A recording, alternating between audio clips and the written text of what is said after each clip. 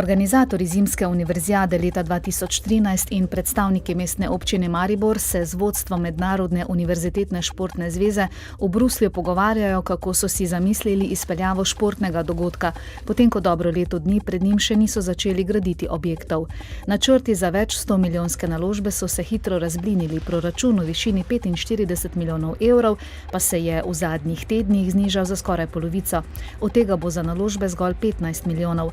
Od tega že tako okleščenega seznama investicij je ostala le še prenova in dograditev ledne dvorane z novo ledeno ploskvijo, odpovedana pa je gradnja dvorane v Radvanju. Direktor Univerzijade 2013 Srečko Vilar je pred dnevi v Lozani odgovornim pri FISU-ju že predstavil najnovejše zamisli organizatorjev, tako da to zanje ne bo presenečenje. Ob tem je priznal, da novim načrtom niso ploskali, a se po njegovem zavedajo trenutnih finančnih težav v svetu. Kolikor to ne bi bilo izvedeno, to ni samo, bi rekel, sramota za Maribor ali pa za partnerska mesta, ampak to za celotno Slovenijo. Aha Moda je 50 dni po nakupu Murskosoboške Mure pripravila tiskovno konferenco. Zadnje formalnosti v zvezi z 10 milijonov evrov vrednim poslom bodo sklenjene jutri, ko bo Aha Moda tudi dobila prvi obrok državne pomoči, in sicer 4,4 milijone evrov. V Muri je trenutno 1563 zaposlenih, od tega skoraj 1200 za nedoločen čas. Nova delodajalca pa obljubljata, da bodo pogodbe za nedoločen čas dobili vsi delavci.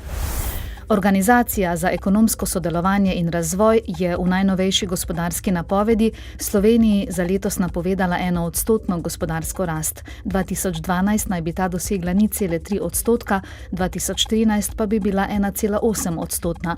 Območje evra naj bi letos zabeležilo 1,6%, prihodnje leto 0,2% rast.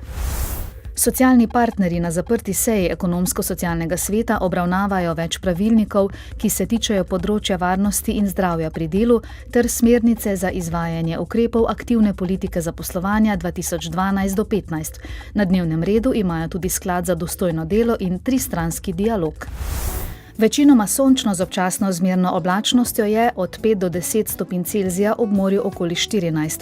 Že jutri bo marsikje spet večji del dneva megleno ali oblačno.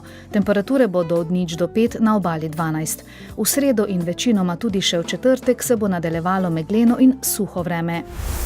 V dnevniku televizije Maribor pa ne zamudite. Ptujski gimnazijci te dni gostijo vrstnike iz Singapurja. V vinarjih pri Mariboru na obisku pri umetnostnem kovaču Mihi Krištofu. Mariborski rokometaši so v Evropskem pokalu Challenge premagali srbski Radnički. Bodite z nami ob 18.